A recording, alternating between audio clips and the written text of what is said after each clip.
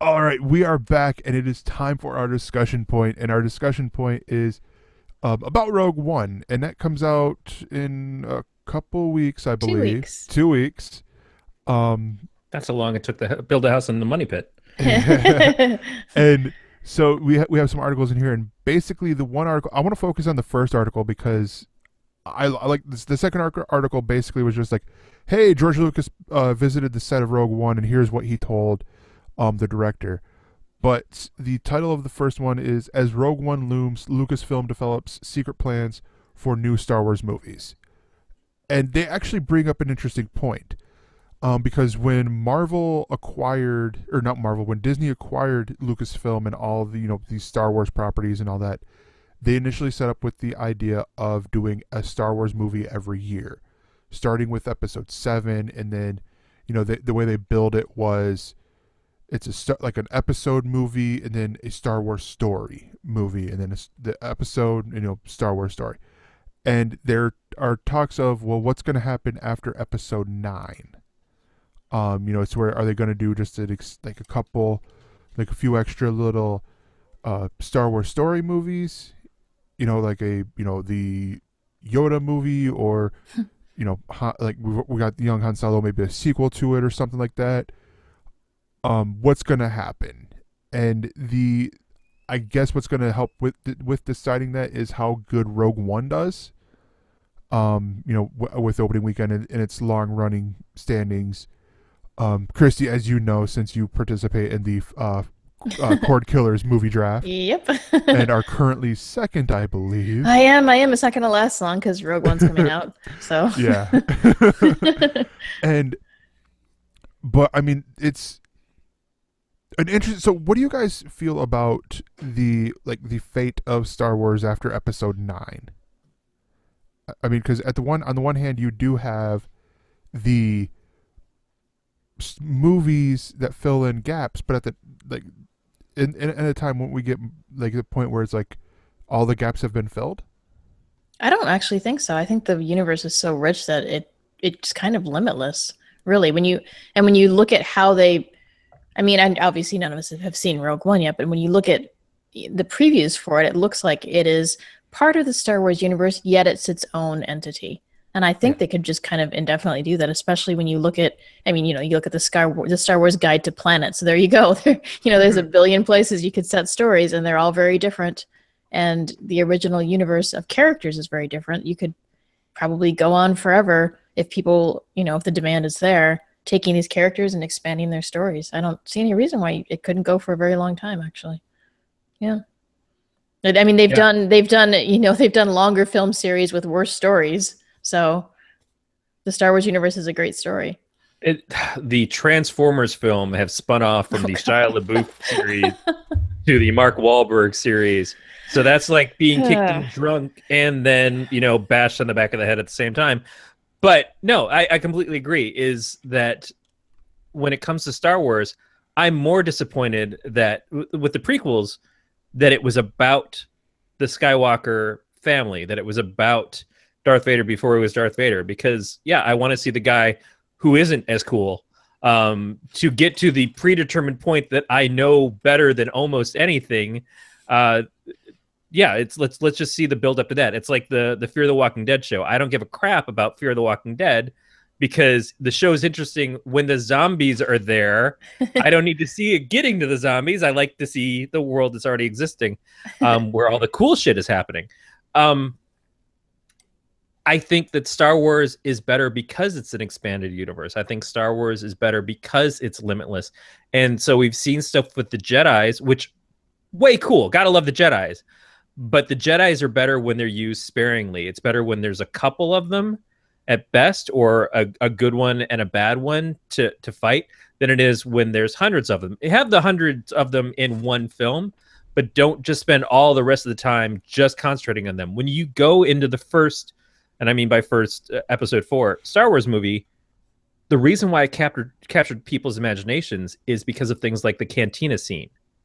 It was because there was so much there, and people obsessed over that. They named characters that didn't need to be named. They were like, why is a guy in a fucking regular NASA suit there? And they tried to track down these stories as to how that could actually be, because Star Wars is limitless. You know, it's about a galaxy far, far away. But galaxy is not one person or one group of people. And one of the reasons why I really liked the new films is because it wasn't just about Han and Leia and Luke. It was about new characters. And yeah, there's rumors that maybe some of those characters have some Skywalker Solo legacy. That's possible, and that's realistic. But I don't want that to be all that it's about. And I'm excited about Rogue One. I'm less excited, although I like the casting for the Han Solo and Lando Calrissian characters, because I don't want to see these characters played by other people.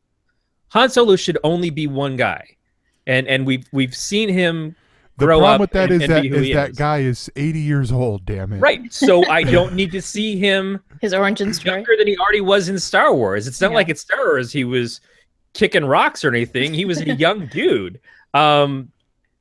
So do we need to see these characters even before that, or can we see other characters that have interesting personalities and interesting backgrounds and new ships and new designs and stuff? I always feel like when you limit yourself to the same thing over and over again, you get diminishing returns.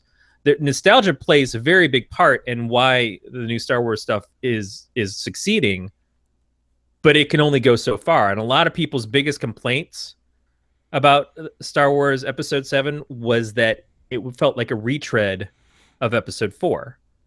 And I don't necessarily disagree with that, but I also don't have a huge problem with it because I think it was really well done. I just don't want to see then Episode 5 again. I don't want to see Episode 6 again. I want to see new things. I think they're capable of that, and we get more imaginative people in there. We'll get better films because of it. I think that was almost purposeful, though, honestly, because the Star Wars films had been away for so long that I think it was kind of done with a wink. Like, they knew what they were doing. They knew that some of it was kind of repetitive and some of it was derivative, and that was okay. And I actually had no problem with it at all because they made it really fun. I mean, the 2 hours or whatever it was just flew by because it was so much fun to watch. But then the origin story thing, I don't know. I have a tough time seeing anyone other than Harrison Ford as Han Solo in any iteration. So when they had him in the new movie as older Han Solo, I was perfectly fine with that. Recasting some guy as young Han Solo who isn't that much younger than Han Solo was in the movie, just like Corey said, I don't know. I'm a little disappointed in that. Plus, you're always going to be looking at the actor going, well, he doesn't quite look like Harrison Ford, just because that's the nature of this character that's been around for so long. Yeah. How can you see anyone else in that role? You know, it's an odd thing. The only time that's really worked has been, I think, when Joseph Gordon-Levitt played a young version of Bruce Willis in a movie that they were in together. You know, because Joseph Gordon-Levitt was working with the guy who he was playing, and it played into the story and everything. Right.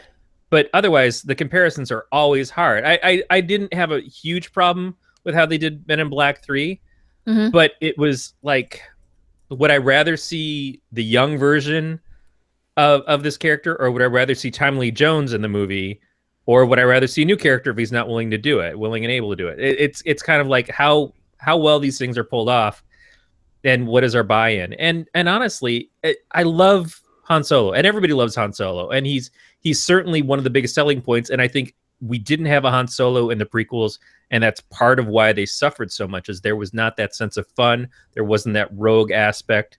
Everybody was just kind of very stiff. And so concentrating on him again makes a certain degree of sense, but what we need is the spirit of Han Solo. We don't need young Han Solo. And see, what I liked about the new movie is, like what you pointed out too, is the new characters that they put in were great characters, super strong characters. I mean, I don't know, maybe it's different for you guys, but you kind of felt like a really quick connection to the characters, almost like you did after watching the original Star Wars movies for such a long time. And I would almost rather they go to like go to Hoth, go to Naboo, go to Tatooine. What are the people like that live there? Let's pull some heroes out of those different planets, not just the places that we're used to having our characters be centered. Go further out. You know, the Star Wars universe, like we were saying, is a gigantic, endless universe. What else is out there? Who else is out there? Who do we not know yet? Who do we need to meet? Not just the same, things I will over say and over this. again. I will say this though, to the people who complain that that episode 7 was a bit of a rehash of episode 4. At least it wasn't a rehash of episode 1. I've said, and I've taken some shit for it, that it would behoove Disney to redo the prequels, and I don't mean like reshoot them and like do a remake of them. I mean do brand new prequels, episodes 1, 2, and 3. Just wipe the other ones off the face of the planet. Like no one ever needs to see these again. Let's just do episodes 1, 2, and 3 the way that we think they should be done. Show total disrespect to Lucas, which I'm not saying that. I'm saying that would be like a total cut to like, dude, we bought your shit, but we don't like all your shit. Corey, Corey, since you live the closest to George Lucas, thank you for having the balls to say that. I've met him. I've met the guy. I sold him Pokemon cards for his kid. Because nobody loves the prequels. Like people have either had grim acceptance for the prequels, or when they were kids, they saw the prequels and they're like, "Oh, these are great," and then they grew up and they're like, "These really aren't that great." So it's almost like they're a blemish on what Star Wars is, and we're always going to have to kind of explain what they were away. So it doesn't help if we want to keep showing Hayden Christensen as Anakin at the end of Jedi. People are just like, please stop that. Please give us back the original version of these movies. That said, it's like, how much do we need to invest in the past? Let's invest in the future. When you look at what Abrams did with Episode 7, I think he did a great job because he touched on this nostalgia where he needed to. He introduced things, but he gave you a sense of like familiarity, like you're saying, Kristi, that it was almost safe in how well he played up. This has happened before. You've seen this before, but we're going to give you little bits of new things at the same time while giving you the characters that you want to see in Star Wars this time. But if you look at Abrams, what he did with Star Trek, he did the same thing with Star Trek 1, and then when Star Trek 2 happened, they went back to the well again. They felt like we have to do a Khan movie, and it didn't hit the right notes for people because there was no actual connection to Khan in that movie other than a name. It didn't make any sense to revisit it because it wasn't as good as the original. It didn't have the impact. It didn't have the emotional connection that we had built to Khan earlier by him being in the show and then what they used him for in the film. So it was animosity that wasn't earned. Now, I know we're talking about Star Wars, but what did you guys think of Star Trek Beyond? Because I just watched that at home and I really liked it. I thought it was way better than the second one. I haven't seen it yet. It's on my list, but I think Beatmaster has said very good things about it. And that's part of the reason why it's on my list. And I think that they learned the mistakes from Star Trek 2. And they've even said that they feel like those were mistakes. Like we're hiding that it's Khan to give you the reveal, but then the reveal doesn't mean anything. They know as storytellers that they did some things wrong with that.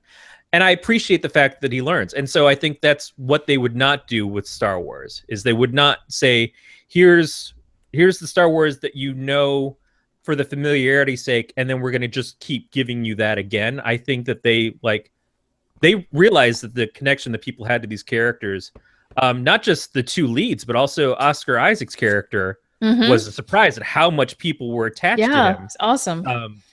That's great. I think that shows that people want Star Wars, but not just the same Star Wars. We want to see this thing expand, and it deserves to. It does. I will say, honestly, with how much Oscar Isaacs was even in the movie, I'm surprised that everyone gravitated towards him.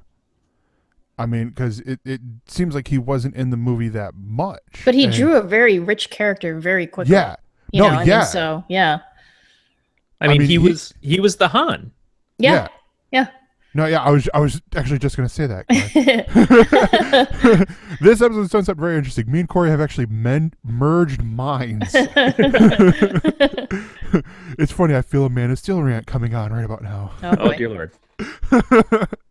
But no, I mean, it's I am excited for this for Rogue One. I've grown up a Star Wars fan.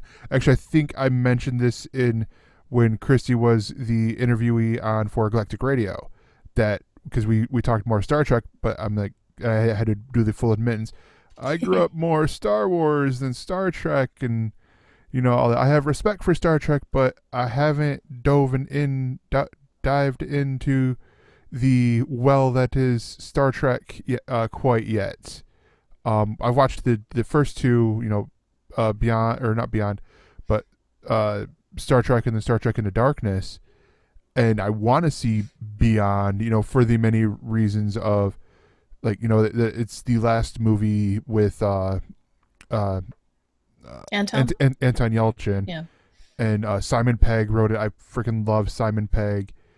And all the things that are there, but at the same time, it's like, it is one of those, like, okay, yeah, I'm gonna have to, like, I am gonna pay for it, but I have to find, like, okay, when do I pay for it? Is there a sale coming up at work and things like that I could be like, oh, hey, look, I got it for this much.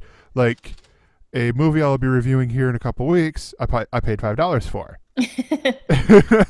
And well worth it. Yes. Or I could have got paid for 10 and got the Blu-ray, but I'm like, I made the right choice. It came with the digital copy anyways. But yeah, so I'm excited if they do decide, that there's, because again, like you guys said that there is a big world in a big universe in the Star Wars universe to pull from. I would be excited for them to do that, for us to see, what else, where can we go in this galaxy far, far away, and however, wherever we need to do it, and whether that would take over for a little bit from the episodics saga. Okay, cool, I'm down with it. I think, that you get the good people, great writers making great stories for great directors to do, and we're just gonna have great films. Agreed. Yeah, Yes. and I make no secret of the fact that I get really tired of the constant remakes that Hollywood seems to go back to. They just want to keep telling the same stories over and over again. They want to redo the same movies over and over again. And it really frustrates me creatively, because as a storyteller, that's not what I want to do. Yeah, I wish I could have come up with Star Wars. And yeah, I wish I could have come up with so many different things. But I don't want to just tell that story again, expecting that I'm going to get the same kind of success that it has. Now, Yeah, yeah, I saw Evan just mentioned The Mummy, which I just saw that at the Tom Cruise, and I was like, what are they doing now? Why? Just why? Why? The Mummy Impossible 5. What? No. Yeah, it's that's trying a couple different things. I mean, one, it's coming back to Universal Monsters, which is okay. I get that the Universal Monsters, there's still a lot of stuff that there's a nostalgia there. At the same time, they're also trying to build a shared universe to compete with things like Marvel and DC and stuff. And it's such a weird take to do that. The only time these creatures have really crossed over was in Abbott and Costello. So who's going to play Abbott and Costello? God damn it! Simon Pegg and Nick Frost. Right. I'm interested. Like, what Star Trek did as a TV series is the better model. Because what it did is it was Gene Roddenberry's idea. It was his story. It was his characters, and then he opened it up to all these other science fiction writers and said, "Come play in this universe."